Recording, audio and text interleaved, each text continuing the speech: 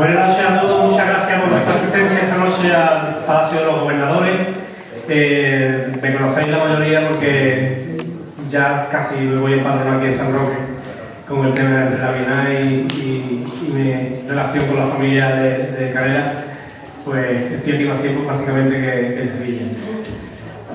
Daros de nuevo las buenas noches para presentaros un libro que hemos editado con la editorial y la discográfica que yo llevo, que es Historia Music, que se llama El poeta del Capre. Está dedicado a José Cepero, este gran cantador de la frontera.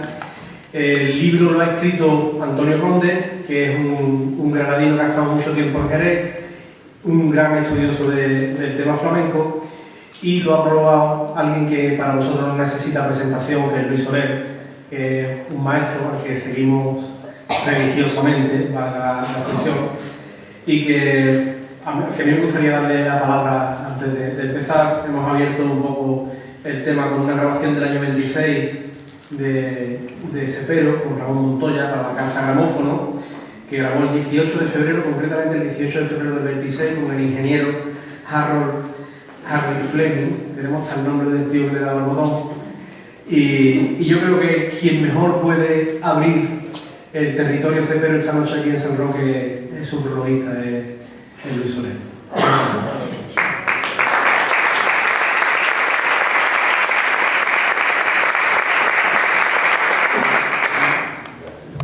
Gracias, buenas noches, buenas tardes. Sabéis que hoy es un día grande porque se presenta un libro. Cada vez que se presenta un libro en el mundo será un día grande. El día que no nos hablemos sería que esperamos a todos.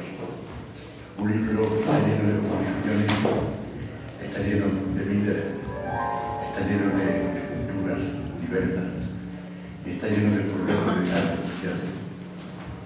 Y para este interés se escriben los libros. Hoy tenemos con nosotros un escritor en Jerez del año 90, le conocí hace ya unos años, cuando él empezaba a moverse dentro del flamenco. Y la verdad es que como persona y como profesional me halló muy bien. Incluso tuvimos algunas conversaciones que me rodearán. Y después ya le fui conociendo cuando él estaba ya metido en pintura con el tema del flamenco, cuando estaba ya más avanzado. Y después me sorprendió precisamente con este libro que voy presentando. Él decía que había escuchado una vez a Cepero de cantar una media hora de él, y ese antes se produjo tal sensación, tal motivación en su conciencia del flamenco, en su como gustoso, dedicó años de su vida y la ha dedicado. Y al final, pues como todo ahora, en donde existe un empeño, un sacrificio, una lucha y un claro objetivo, pues está allí, lo tenemos entre nuestras manos. El libro, además de negrito, tiene muchos matices que debemos, perdonen, lo del ruido del pie, tengo párrafo y a veces puede poner todo, pero en fin, vayamos haciendo no hagamos juego párrafo y sigamos con nuestra hacer. Y decía, el libro está escrito muy bien, tiene muchos datos, ha ido leyendo y sacando de la entraña de ese Jerez telúrico y de ese mundo del flamenco tan abierto como es el de la época de los cantantes posteriormente, de los años 80 del siglo pasado, o del siglo anterior del pasado, quiero decir, en donde Cepero tenía un protagonismo excepto en el mundo del cante. Rivalizaba con Chacón, con Don Antonio, el de Jerez, pero era muy presumido, muy protagonista y él quería hacer más que Japón, y más que Japón era imposible. Ahí estaba Pastora, ahí estaba Manuel Torres, Juanito Mohamed, estaba Tomás, estaba Cayetano, estaba Masena, estaba una serie de artistas, independientemente del gusto que tenga cada uno de ellos, ¿no? Pero es cierto, estaban ahí y ellos tenían una gran concentración de actividades flamencas en la capital de España, sobre todo en Madrid. Madrid era la novena provincia andaluza, ya la he hecho. Yo he hecho unos recuentos pero antes que Cepero ha hecho, en función del trabajo, ha publicado Antonio Montes, y noto que la discografía de José Cepero algo descompensada, porque Anta 44 fandanos malagueñeros, Anta 21 una media granadina, Anta 18 para otros antes y 69 es el total de la zona. 69 si lo unimos a los 52 de otros antes, como bulería Toreales, bulería Porfoleal, etcétera, antes de ritmo, nos da un total de 134 letras. 134 antes que ha hecho Cepero. Un recuento importante por el número de letras y de antes que tiene Cepero, fue uno de los artistas que más grabaron. Quizá entre los 108 primeros artistas, pero sin embargo no ha sobrepasado esta muralla del silencio que se puso por la ópera flamenca al flamenco en los años 40. Ahí no superó esa época porque ya era un hombre mayor, y le recuerdo de una cosa, y te tengo y aprovecho para darte las gracias por haber puesto un pasaje de mi padre y de mi padrino en el libro, y no voy a contar ahí para no lanzarlo, pero el síntesis era que mi padrino hizo una fiesta en unos árboles de Granada en el año 25, 26, y de allí pues fueron una serie de artistas muy importantes, y llegó Marcena, entre ellos, y Marcena estaba mi padre sentado con mi padrino en un bar cuando llegó Marcena, y le dijo Marcena, vamos a hacer, era mi padrino, le dijo, vamos a hacer, buenas tardes. Y le dice mi padrino Carlos de Marcena, Pepe, tú aquí no tienes nada que hacer, te puedes ir Marcena. Y le digo, ¿cómo me vas a hacer? Me dice, Marcena, ¿cómo me escribir un taxi que me han llamado de Sevilla? Pues te vas, ahora mismo en el taxi hasta yo. Y le dio 25 pesos a mi padrino, que organizaba la fiesta. Y en ese momento el Marcena, ¿qué pasó? Te dio la vuelta, cogió las 25 pesos y te lo fue tirando al suelo una a mi padrino para que la cogiera. Mi padrino se levantó, lo cogieron, bueno, le hizo una trifulca. La cuestión está, ya Marcena, con menos de 20 años, apuntaba a sus cualidades vanidosas y su protagonismo exagerado en determinados momentos. Esto ocurría en Granada, en donde era el centro neurálgico del flamenco durante unos años, los años 20, donde fue el concurso de todos los corredores de García Lorca, ¿no?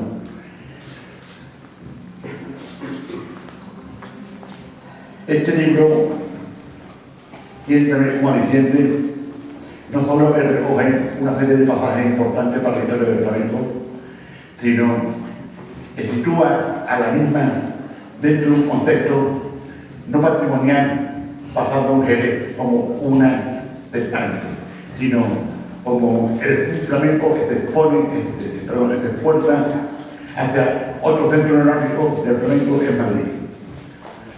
Entonces Madrid se reviste de todo lo más florido, de todo lo mejor que hay del flamenco en España. Y tiene un protagonismo enorme. Artistas todos se van a Madrid. E incluso épocas muy después del año 20 todavía continúan la emigración de grandes artistas o de artistas que tienen tanto grandes yendo a Madrid. Pero claro, la cosa ahora está más difícil. Primero porque hay más profesionales del antes, segundo porque las plazas no están como estaban antes y las administraciones no gastan como gastaban antes. Y ya antes teníamos muy pocas cosas, hoy tenemos de todo, vídeos, televisión, la PlayStation, 4.000 cosas. Y eso pues dificulta mucho, y a la hora de de resolver y de hacer un trabajo como el ha hecho Antonio Conde, pues es verdad, pero muy bien, en un sacrificio enorme él ha tenido, porque si no, no se da cuenta. Él me llamó para hacer el prólogo del libro hace tiempo, me dijo que tenía interés en que yo hiciera el prólogo, yo le he hecho el prólogo del libro y le he hecho una presentación del mismo también en Málaga hace un par de meses. Y yo quiero terminar y darle el tiempo para que hablen otros que están aquí, pero una vez que me vení, tengo un recuerdo para dos flamencos de aquí de San Roque y nos dejaron con infinitas prisas. Yo no puedo venir a la Bienal de San Roque sin que mi palabra brote en tu recuerdo. En esta canción, un poema para la Almenda de San Roque y también para Agustín Delgado. Y dice así, y termino ya. Me sabe tu cante a flor de canela, a romero verde y a la hierba buena. A canela y lavo como dardos, gemidos y llantos en tu canta amargo, y también almíbar, dulce paladar, tigrillas juntas, negra floreal. Muchas gracias.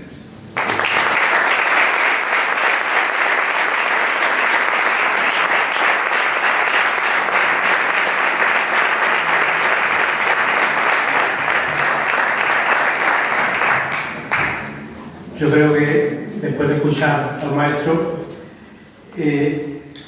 llamar nuestra atención hacia Canela, que mejor que escuchar a Cepero cantando un poquito por sobre este cante en el que Canela fue rey absoluto. Es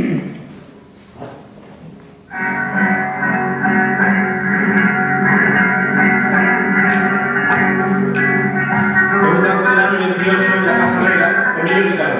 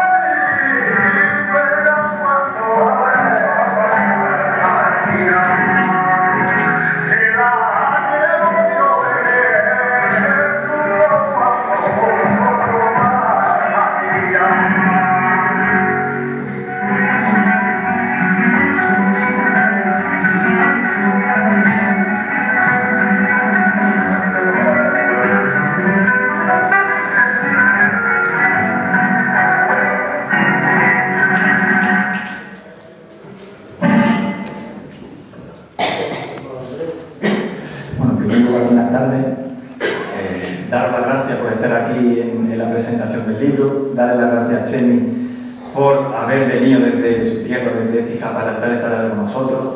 Por supuesto, a Luis Soler, un maestro, yo lo digo abiertamente, para mí ha sido uno de mis referentes en la investigación, en la ficción y en el aprendizaje del cante. Gracias a las instituciones que estáis aquí, Pepe, gracias también a ti por estar con nosotros, bueno, y a todos vosotros por estar aquí.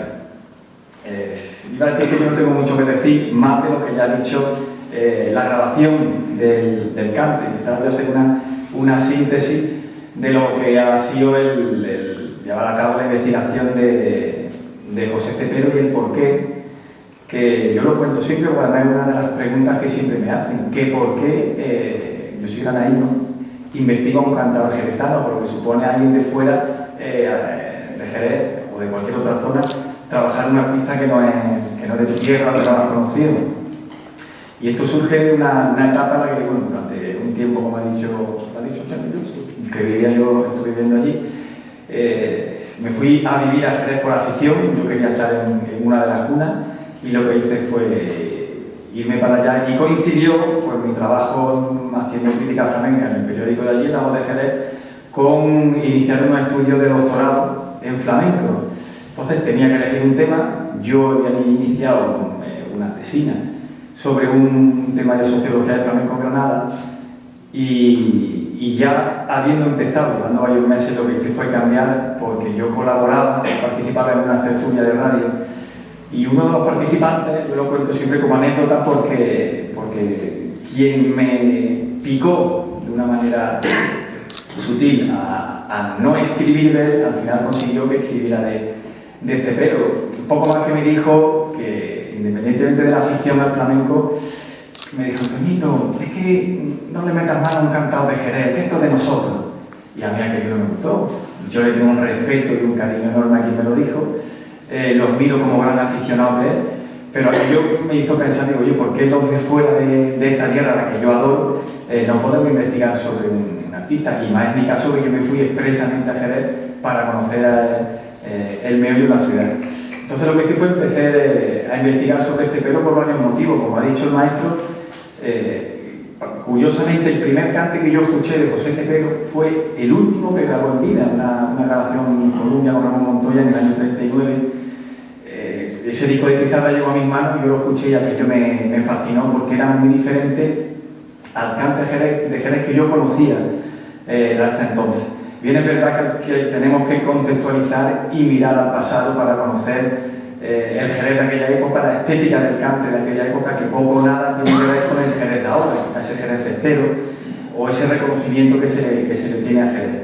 En el caso de Cepero, además, es un cantado muy largo, de los 10 que más grabaron en disco de pizarra, pero al que ni Jerez ni la afición en general le hizo demasiado caso, o quizás no ha tenido la relevancia que yo entiendo que debía tener un cantador de la repercusión que tenía, o que tuvo José Cepero en su época. Luis lo ha comentado, fue un rival directo de Antonio Chacón. Cuando muere Antonio Chacón, y en palabras de Juan Valderrama, pasó a ser el capitán general en Madrid. Es decir, Antonio Chacón era un poco el amo y señor del Cornó Villarrosa, antes lo fue de Gabriel de Forno, y a la muerte de Chacón, quien heredó ese patriarcado flamenco fondo fue José Cepero, al que le pusieron también los propios artistas de su generación el don José Cepero, que ya tenía antes don Antonio Chacón.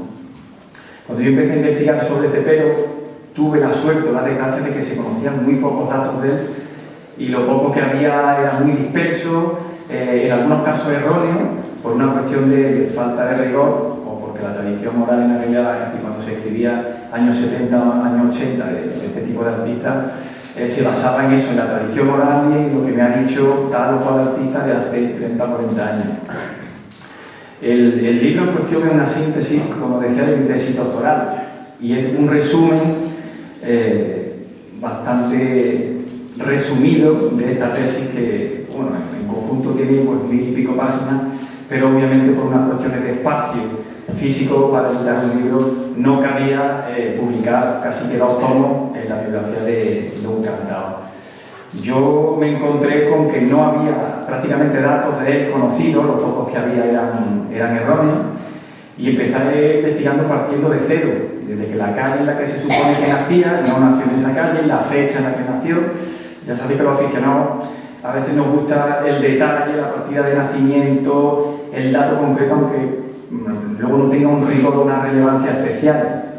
Pero sí que es verdad que ubica al personaje o al cantado en un barrio, en una ciudad, y por lo menos nos puede decir cuál fue su aprendizaje natural en cuanto al flamenco, sobre todo a finales del siglo XIX, principios del siglo XX, que es cuando José Cepero se hace profesional, aunque alterna su trabajo con la gañanía, no podía vivir del cante y bueno, tuvo que trabajar en el campo, con padre de sordera, con otra gente, en aquella época hasta que se traslada a Sevilla.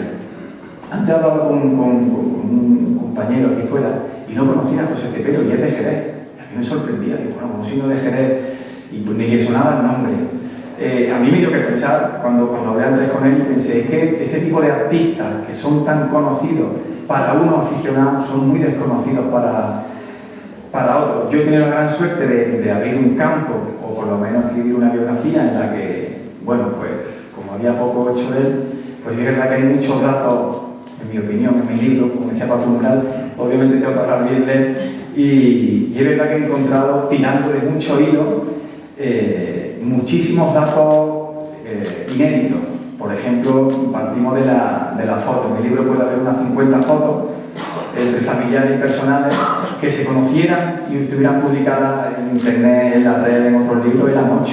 Las otras 42 son todas fotos inéditas, del archivo familiar, del archivo de algún cantador que ya no está entre nosotros, algún guitarrista que trabajó con él, que gustosamente la accedió para la publicación del libro. Se da la circunstancia además que a mí me llena de satisfacción de que la propia familia, cuando la consigo localizar, porque José Cepero era una persona especialmente reservada para hablar de él y de su familia por su procedencia. Su padre desconocido, la madre de la fama en Jerez, no se sabía exactamente, y él era prácticamente muy bohemio en contar y muy reservado en hablar de su vida, siendo lo importante que fue. Tirando de un pequeño hilo, después de varios años de investigación, lo que fue, encontré en un foro flamenco un comentario de una persona que se llamaba Blanca, que hablaba bien de José Cepero. Bueno, José Cepero, y al final dice, fue mi abuelo. Y a mí aquello me sorprendió porque yo no había encontrado ningún dato que me ubicara o que me enviara a decir, bueno, voy a empezar a tirar del hilo familiar a ver qué datos podemos encontrar. Después de más de un año, porque yo llamé a la directora de aquella página web para que me dijera el correo electrónico desde donde se había subido aquel comentario, a ello no me aparecía reflejado y yo solo tenía la única información de que una tal Blanca era nieta de José Cepero.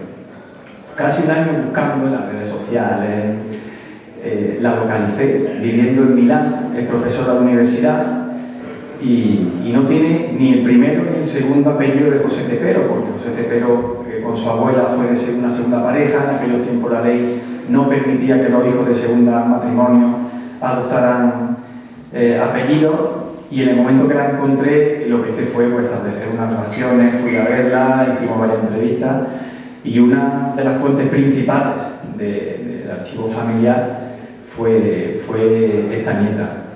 Sigo tirando del hilo y para mi sorpresa encuentro otro hijo que tenía José Cepero, pues localizo uno en Miami que sigue vivo en la actualidad con casi 80 años, hijo de otra relación, y lo que hago es conformar un árbol genealógico, pues sabiendo los datos de la familia en sentido descendente, es decir, desde José Cepero hasta ahora, trazo el árbol genealógico.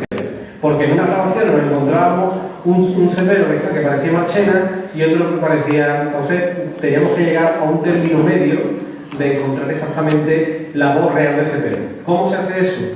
Pues con la placa o con la grabación que tuviéramos, una guitarra, afinando esa placa con los tonos de la guitarra y subiendo, bajando la cejilla hasta llegar a encontrar la voz que nos parecía lógica, no una voz reducida de velocidad, esta voz no es esa, ni la voz que tenemos de otras grabaciones suyas. Entonces conseguimos llegar más o menos a lo que es la velocidad real de la voz. Después empezamos a a estudiarlo todo por matrices, es decir, la matriz es la matrícula que tiene cada cante cuando se grababa en disco de pizarra, es decir, el técnico de grabación, que como os he dicho tenemos hasta los nombres, grababa un cante y le ponía, por ejemplo, en el caso de esta de gramófono, BS 2273, y esa es la matrícula de ese cante. Y si Cepero grababa, por ejemplo, en ese año 26, el 18 de febrero del año 26, grababa 10 cantes, era un correlativo, exactamente desde la BS 2269 hasta la BS 2278. Teníamos que buscar e intentar hacer correlativas esas placas para saber si había alguna placa fantasma, porque en algunas ocasiones se le pone guión 1, guión 2, porque puede ser que se hayan hecho 2 tomas de ese mismo cante y por casualidad ese mismo cante haya sido publicado sin darse cuenta la casa discográfica en algunos discos. Es decir, teníamos que conseguir primero toda la discografía por un lado y después hacerla que fuera a la misma velocidad, que fuera siempre la misma velocidad para tener siempre la misma velocidad de Cepero, y después equilibrar el sonido, es decir, que todo sonara más o menos igual, teniendo en cuenta que cada casa discográfica tenía un sonido de grabación peculiar, distinto. Y es lo que hemos hecho. Para mí, lo más interesante son las placas del año 24, las primeras que grabó Cepero, en las que ya saca a relucir su granaína propia, y después también las últimas del año 39 con Columbia, con Ramón Montoya, que son quizás también las más desconocidas, en las que Cepero aborda cantes que no había hecho a lo largo de su discografía. Y creo que es como una especie de antología de lo que él había sido como cantador durante toda su vida. No es porque lo haya hecho yo, pero es un trabajo bastante arduo, hemos echado muchas horas, hemos sido muy minuciosos. Algunas grabaciones están mejor, otras están más dificultosas porque nos han llegado en condiciones lamentables, pero creo que hemos conseguido rescatar a este cantador prácticamente olvidado y ponerlo en soporte digital para que las generaciones venideras por lo menos puedan tener acceso a este hombre, a su obra, y pueda servir de referencia para rebuscar como rebuscan los cantadores jóvenes hoy, por suerte, en estas discografías antiguas. Yo creo que resume un poco lo que hemos hecho y bueno, está ahí en DVD, carpetas, en MP3, y pueden ustedes acceder a cada cante y después en el libro pueden buscar la matriz, el número de catálogo de la discográfica y acudir al estudio pormenorizado que ha hecho Antonio de esos cantes. Bueno, hablando de los cantes, yo quería brevemente sintetizar la discografía de Cepero. He dicho que eran 137 cantes. La Luis ha comentado que casi la mitad eran fandangos. Se le atribuye un fandango personal con una estética muy particular. En cuanto lo escuchamos y lo analizamos, se nota enseguida las fuentes de las que bebe Cepero, la influencia sobre la que crea este fandango, al igual que una granaína, también llamada granaína malagueña, que se la deuda. La grabó Tomás Padón, Isabelita de Jerez, Juanito Mojama, lo que da una importancia, por lo menos una visión objetiva, de la importancia del cantador y de la creación en el flamenco de su época, porque muchas veces descontextualizamos. Jerez ahora Cepero no es tan conocido, pero es que en su momento, a la muerte de Sacó fue el número 1, en todos los sentidos, cabeza de cartel, junto con la Niña de los Peines, con Vallejo y con Marchena, de toda la geografía española. Ha pasado desapercibido porque muchas veces la popularidad de los artistas está por encima de la genialidad o de la trascendencia cantadora que tiene, y a Cepero fue uno de esos cantadores en los que, por suerte o por desgracia, lo encasillaron en una determinada época, que fue la ópera flamenca, que además está muy denostada. Si miramos un poco las fechas, nos damos cuenta que José Cepero nace en una franja de años, entre 5 y 10 años, que coinciden con Manuel Torres, con la Niña de los Peines, con el Niño Gloria, con Juanito Mojama, con Tomás Pavón.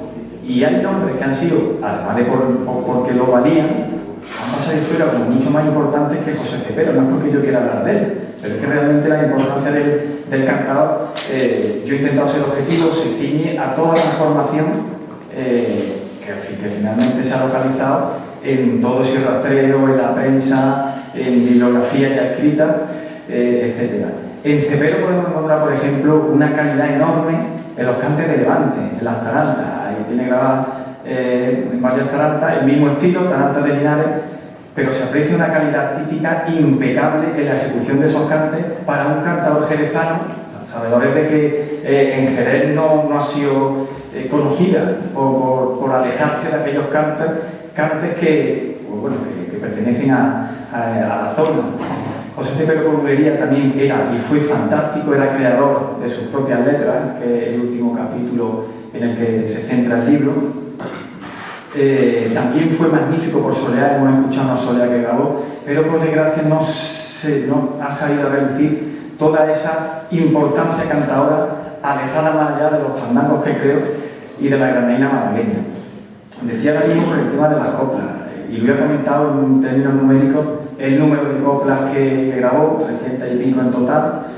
Yo lo que hice en el último capítulo, que por una cuestión de espacio, como decía, no he podido introducir en el libro porque se iba a una enciclopedia, de dónde sale el origen de todas esas coplas. Eso me llevó a vaciar, en el mejor de los sentidos, y leer y releer y estudiar cerca de 140, 150 cancioneros del siglo XV para intentar ubicar el origen de esas letras, si son populares, si son de autor, si aparecen recogidas en un cancionero de Castilla-La Mancha, después en uno de Segovia, uno de León, y finalmente la recoge Demófilo, que en uno de los casos, y en otros, curiosamente, letras que aparecen registradas a nombre de artistas de hoy, vivos todavía, y la grabación estaba ya del año 29, del año de la letra.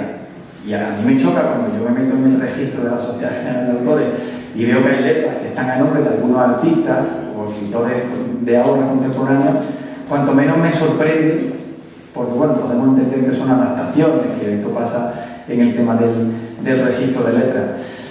Pero no deja de ser interesante saber que hay letras que se han grabado en 1929, que la ha registrado un artista en 1985 como suyas propias. Claro, cuando te encuentras con el dato, yo lo que no voy a hacer es desmentir al artista que la ha registrado, porque no era mi función. Como este trabajo ha tenido un carácter metodológico relacionado muy mucho con el tema del rigor científico que se exige en la universidad para hacer una investigación, yo lo que he intentado aportar es todo tipo, o sea, todos los datos con un marcado carácter objetivo. Es decir, yo he intentado no opinar demasiado porque ahí puede haber sesgos en los que hay una influencia, pues porque me gusta el cantador, porque me gusta la tierra. Yo he intentado ser objetivo al máximo y ya cada uno cuando lo lea y cuando lo escuche que le dé una interpretación. En el tema del análisis de los cantes, ahí sí que es verdad que obviamente la parte no de intención, sino del gusto personal, pues hay una pequeña influencia. Cepero tiene una bulería que se llama La Candonga, creación propia. A mí me parece magnífica. Es una especie de copla por bulerías que cierra por bulerías de Jerez, que eran muy poco conocidas. Si no se conocían, se había hecho alguna reedición puntual y como decía Chemi, la serie del año 24 nunca se había reeditado. Es decir, las grabaciones que aparecen aquí, pues de los 10 cantes que aparecen en esa serie de Odeón, son todos inéditos, por decirlo de alguna manera, salvo aquellos coleccionistas y aficionados que sí han tenido acceso a esa grabación. Hay un cante por sigrilla del año 29 que tengo ahí, hablando de la sigrilla. Vamos a echarle una escucha a el cante 3 del año 29 con Miguel Borrún para la Casa Gramófono. Solo lo grabó el 8 de enero del 29 y el técnico de grabación fue Harold Edward Davison.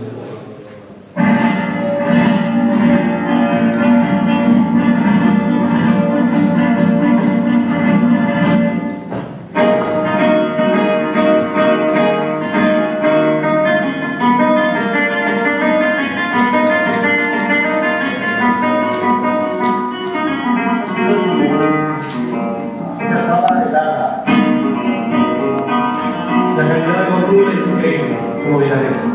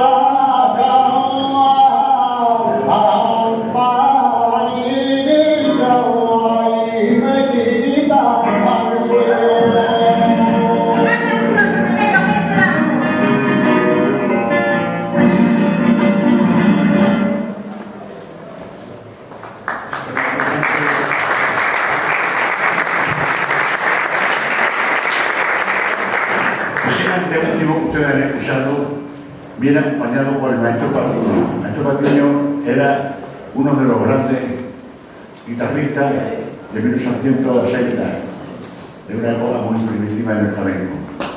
Y antes a ellos lo pone en uno de ellos, lo pone en la misma plaza, Tequilla de Pájaro y la Tequilla de la Josefa de Triana, el segundo cante. Fijaros la importancia, quiero terminar como empecé, hablando de los libros. Fijaros la importancia que tiene el libro de flamenco. Entre el año 1875 y 1930 se publicaron en los 60 años solamente 8 libros de flamenco. Entre el año 1931 y 40, 7 libros, pero en 10 años.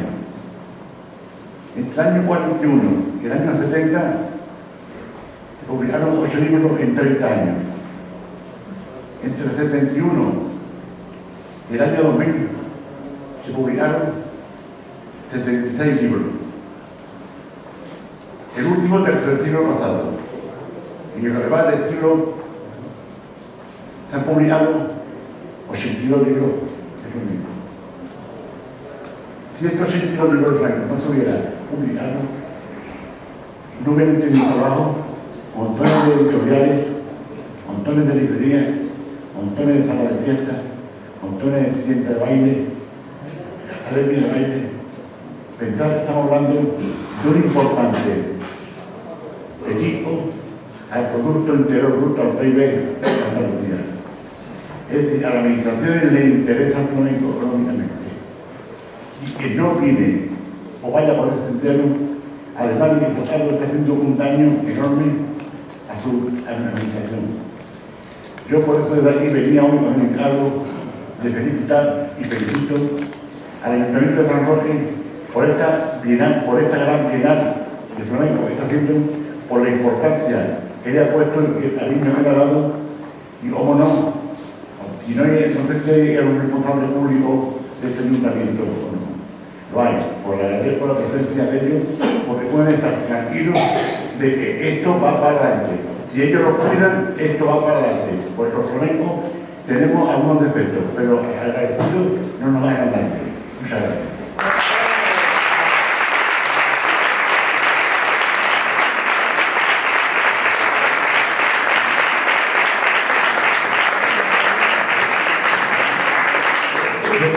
Creo que después de las palabras de Luis hay poco más que añadir. Si queréis hacer algún tipo de pregunta, porque antes me preguntaba alguien la relación de este cepero con Paco Cepero. No sé si...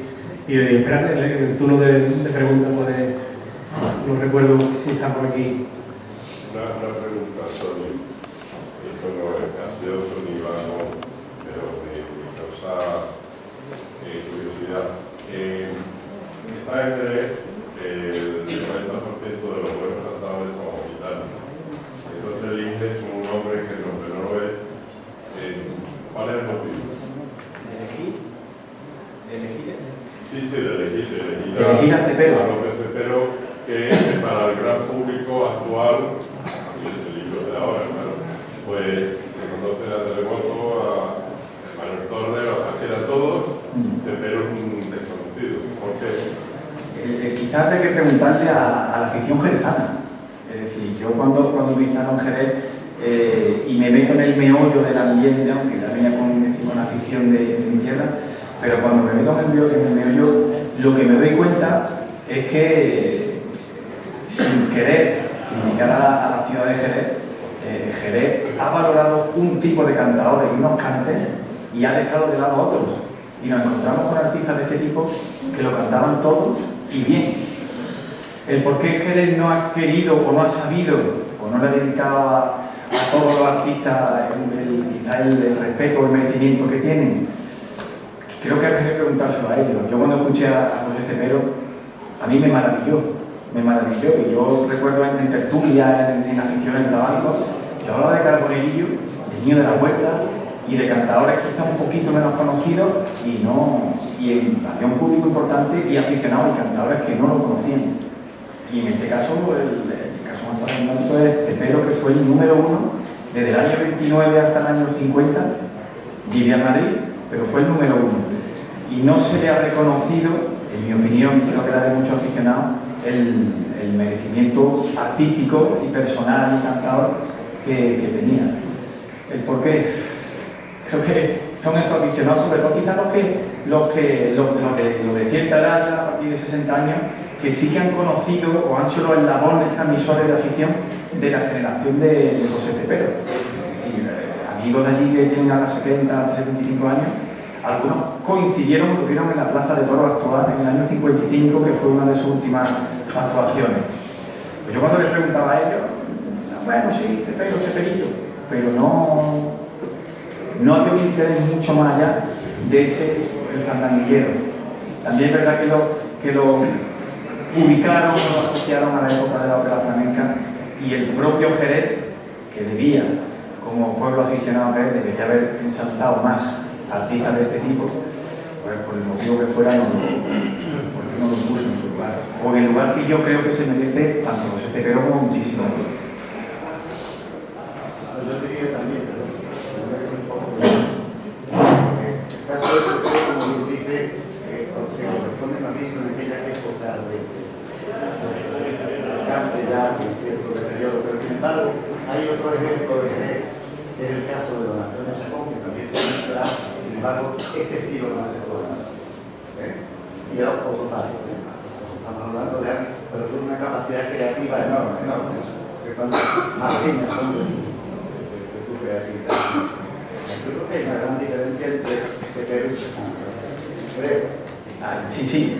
Bueno, comparar no siempre es sano, tampoco es perjudicial, pero yo cuando analizo la discografía de Cepero y analizo toda la discografía que yo barajo en el archivo, hay más de 50 artistas de su generación que graban los cantes que son creaciones personales de Cepero.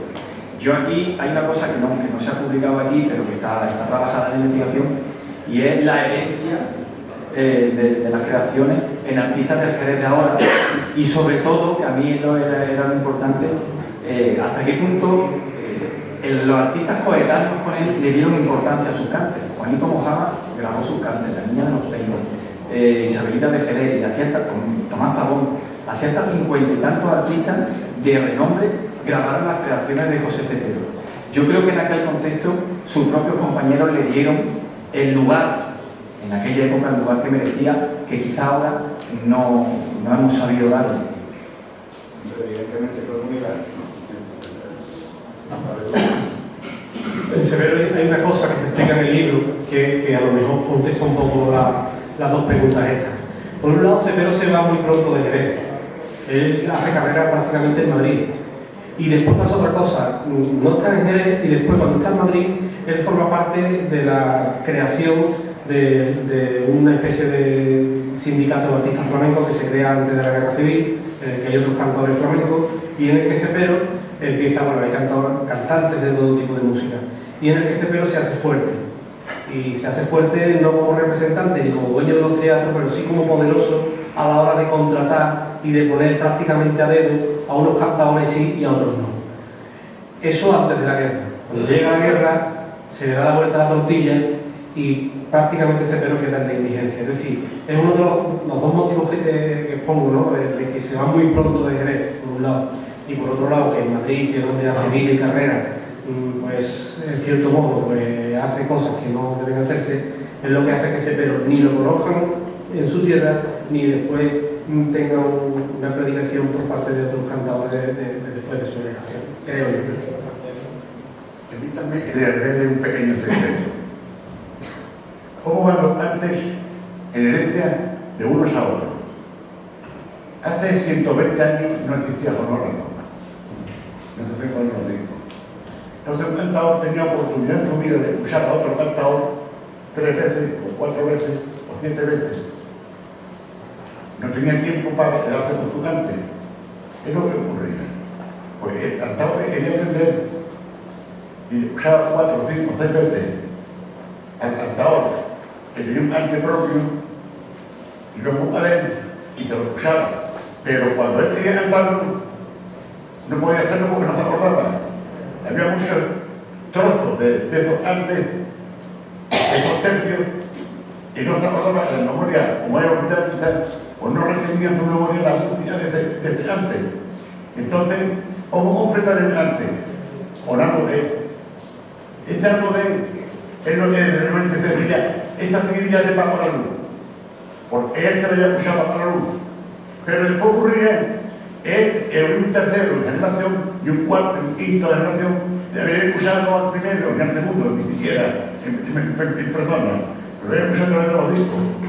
¿Qué ocurre? Hay una franja, hay un momento dado de la historia, sobre todo por los años 50, en donde Ada Cantador decide voto propio de hacer su propio cante. Y entonces hay una cierta creatividad que surge en los años 50, pero realmente en el fantasma y en la milonga, un cante aflamencado dentro de la baraja. Bueno, pues los artistas que van cantando en los años 50, ¿qué es lo que hacen? No escuchar al cantador, escuchan al disco. Y el disco se lo ponen 40 veces y se lo meten de memoria. Y entonces el artista sale mimético, mimetismo, lo ocurre ahí. De tal forma que el cantador, cuando va a hacer estos cantes, intenta hasta poner la mano y la boca y la falda del cantador hace la copia de los cantes. Y es claro, ahora se ha perdido un poco el arte, la creatividad, pero es gracias al fonógrafo. Gracias por eso. Lo explicaba muy bien Amor Rodríguez Rey en un capítulo de la serie Andalucía, un siglo de fascinación, que es una serie que rodó Basilio Martín Patino, que también tiene para escribir un libro esa serie. Entonces, decía Amor Rodríguez Rey, a cuenta de una posible aparición de una placa de estaño con la voz de Silverio, que era un montaje, una mentira de esa serie, que era un falso documental. Entonces, decían que eso iba a cambiar la historia del cante, poder escuchar la voz de Silverio. Y a propósito de esas cosas de las grabaciones, decía Amor lo que el maestro Luis Soler decía: cuando aparecen las grabaciones, el fonógrafo y empiezan a grabarse en pizarra, el artista pierde el sentido de la creatividad, que es lo que decía el maestro. Antes escuchaban una vez al cantado y los huecos que quedaban lo tenían que suplir con su propia creatividad. Entonces ningún cantado era igual.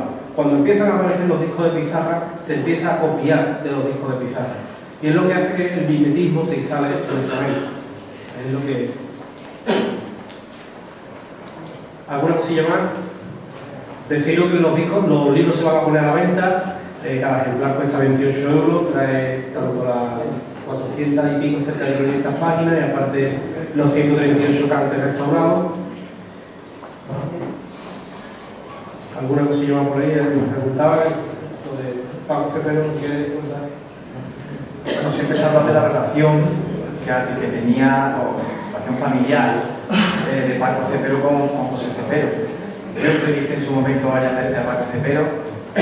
Cuando hoy me lo encontraba en la cafetería voy a hablar con él, yo iba siempre con una carpetita con los papeles y la mano, fotocopia de las partidas de nacimiento de su padre, de su abuelo, de los hermanos del abuelo, y yo lo que hice, o lo que he hecho ha sido aportar solamente los documentos, copias de documentos originales que yo he encontrado, sin querer desmentir ni contradecir a nadie. Aquí lo que hago es publicar la relación real que tiene Paco Cepero, el guitarrista, con José Cepero. Yo no he vuelto a hablar con Paco para ver si a él, me consta que tiene el libro porque se lo mandó firmado, si él, su opinión ahora cambia con respecto. Les pongo un ejemplo. Una de las veces que me lo encuentro en los Tres Reyes en Jerez una mañana, lo veo allí, me siento con él y digo: Paco, vamos a hablar. Yo iba con mi carpetita, digo: Paco, que no encuentro. Paco siempre ha defendido que es su tío abuelo. Y yo iba con todos mis documentos allí encima, porque además iba camino del archivo histórico, y se lo dije: digo, Paco, no encuentro una vinculación. Si el cantador es tu tío abuelo, por línea paterna, debe ser un hermano de tu abuelo. Y he encontrado a todos los hermanos de tu abuelo y no aparece José Cepero. Además, José Cepero, de padre desconocido, cantaba, la madre si sabíamos quién era, y heredó los apellidos maternos, obviamente. Paco me dijo que, bueno, que aunque él dice que es su tío abuelo, realmente era tío abuelo de su padre. Y bueno, pues me voy al archivo y lo que hago es dar un salto generacional porque yo quería encontrarlo. Y al final lo que he mostrado en la parte de la genealogía es la relación real que aparece siempre según documentos oficiales. Por eso decía al principio del carácter objetivo del trabajo. Yo no me quiero meter en, me han dicho, tu nieta dice, tu nuera o la nuera de José Cepero, que ahora tendrá unos 87 años, a la que he entrevistado varias veces, dijo esto. Yo no quería entrar en eso. Yo me he limitado al documento oficial, a los papeles, y lo he mostrado. Paco se ha enfadado alguna vez conmigo. Cuando le he contado anécdotas de cuando él se fue a vivir a Madrid, muy joven, yo le decía, Paco, ¿tú no me acuerdas cuando estuviste en casa de José Cepero y te tuvo un...? Y me decía siempre, Antoñito, tú no sabes eso, tú... Y me dejaba de hablar. No quería que yo le informara de una información que yo no sé por qué motivo, no es que renegara, pero como que le molestaba que yo supiera, porque me habían dado información de personas que estuvieron en aquellas reuniones cuando él tendría 17, 18 años. Por poner un ejemplo, José cuando llega a Madrid, Paco Cepero, quien lo recoge en el aeropuerto fue un hijo de Cepero acompañado de su mejor amigo, porque ellos no tenían coche. Y a mí la familia me cuenta el coche que era, el modelo que era, a la hora que lo recogieron. Y cuando yo un día en una reunión flamenca en Puente Genil me lo encuentro con Paco y digo, Paco, me han comentado que te recogió Emilio y me cogió del brazo, me apretó fuerte y me dijo, ¿y tú cómo sabes eso? Y yo le dije, pues porque me lo han contado, porque... Y me decía, no investiguen más, no investiguen más. Y yo lo cogí y decía, no, Paco, yo quiero investigar más, no por Paco, ojo, sino por aportar todos los datos fiables, porque obviamente también no solo en la fuente primaria aparece reflejada como estrella de la prensa, también hay entrevistas de algunos artistas que han dado su versión. Yo me he limitado a decir, según Domingo Alvarado, o tal o cual artista, esta es la relación que tenían entre ellos. Y aquí se pone, yo no quiero desvelarla, pero aquí aparece.